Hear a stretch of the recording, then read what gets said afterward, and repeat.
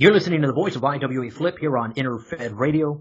With me today in studio, the one, the only, the legend himself, Dennis Mooney. Dennis, you there? Yes, I am, Flip. Thank you. You're too kind. Oh man, you know what? Here we're doing this show and bringing a lot of new characters onto our stage, and we had a chance to talk before we went on air, and anyone that's been in and out of the IWA for over 20 plus years, in my eyes, is a legend. So, thank you for the support. And like I said, I want to give you the stage. And, your story is awesome because you're one of those individuals that, your loyalty is amazing. You mentioned to me you're a one league guy. Yes, I've always been a one league manager. Ever since I started, August of 91, I've never had more than about 5 or 6 wrestlers at a time. Nice. So this is a perfect time for you to be in the IWA then, because there's a lot going on for limit leagues that we're going to get into in a few moments. But we talked earlier, Dennis, in terms of back in the days, how especially for a manager like yourself that, was loyal to one league, how, it was tough to get trash talk going because some leagues really had, very little trash talk around. But, regardless, you've told me you stuck through those leagues. You stuck through those times, huh? Yeah.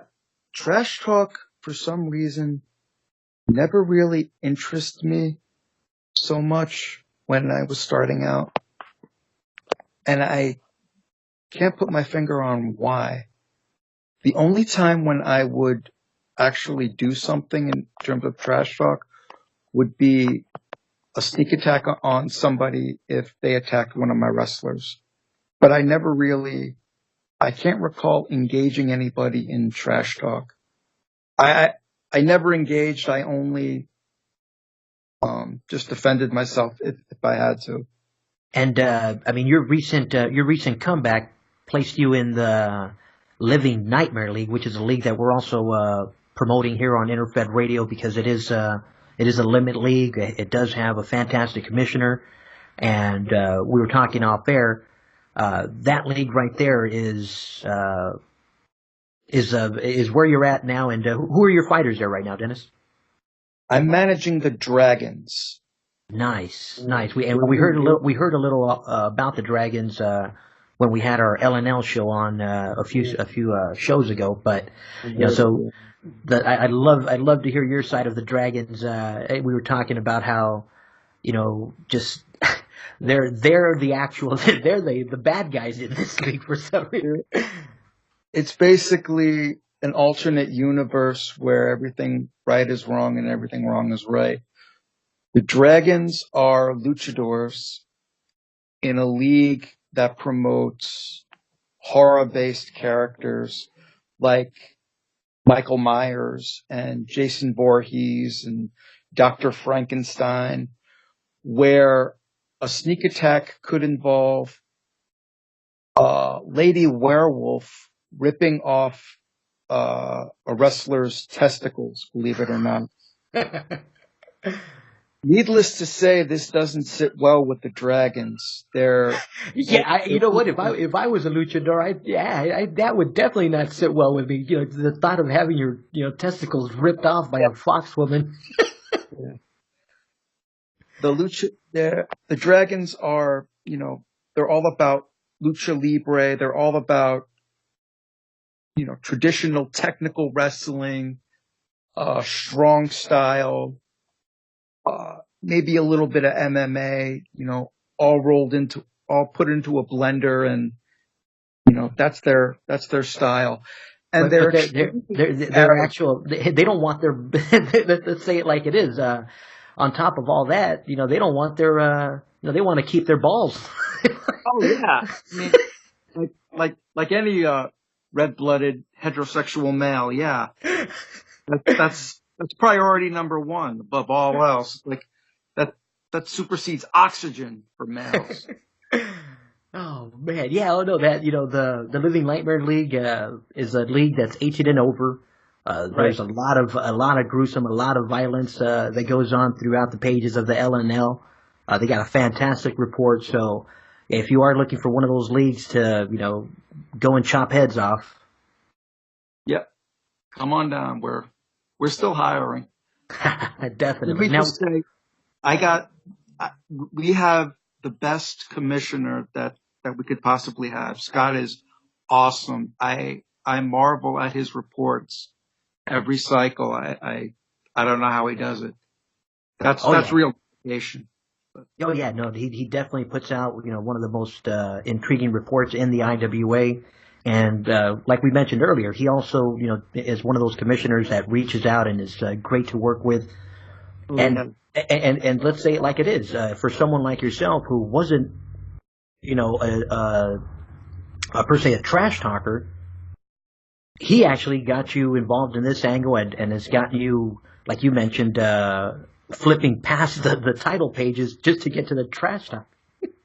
Yeah. In my last league, the Noble Savage League, nobody really trash talked. And it Now, was all, what year were you in the Noble Savage League? Was that I a was few in, years ago, a few cycles ago? I was in that league. Well, I shouldn't say nobody trash talk. People did trash talk for most of the time I was there. But as I was getting towards the end, like I'll say maybe about 2012 onwards, the trash talk dropped off immensely.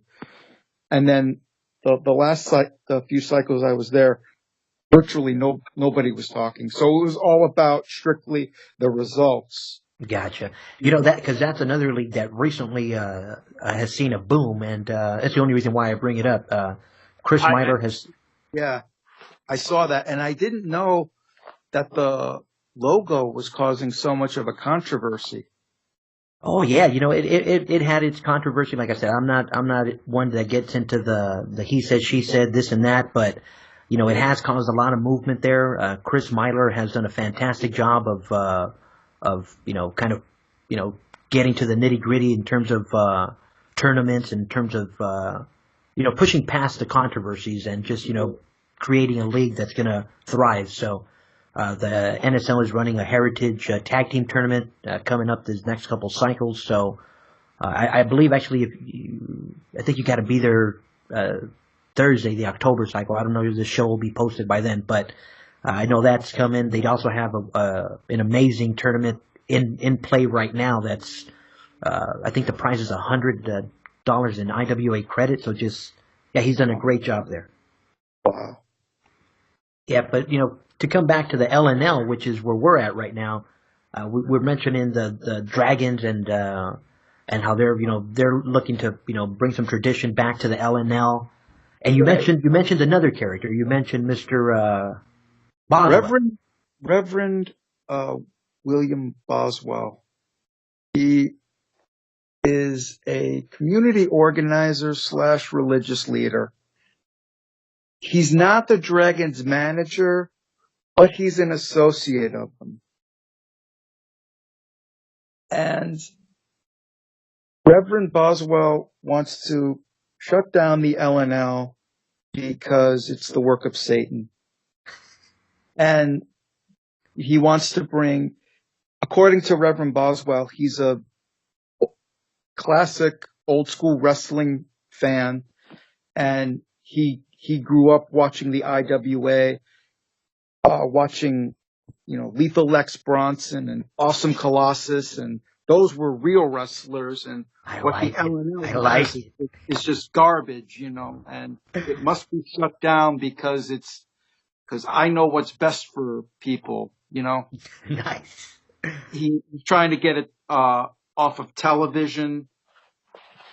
He even challenged Spike Pratt, the commissioner, to a debate, I believe, but that didn't pan out, I don't think.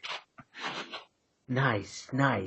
Yeah, I had on Catfish Rob, and we were talking about his Foxwoman Santana character there, and the like you mentioned, the missing the missing body parts that come about in this league is just unheard of, man. I can't imagine. And one of the things that I was talking with Brandon and Sean on a few shows ago in terms of finding leagues where the supernatural or the abnormal is allowed, and definitely one of the leagues to peek at is the LNL.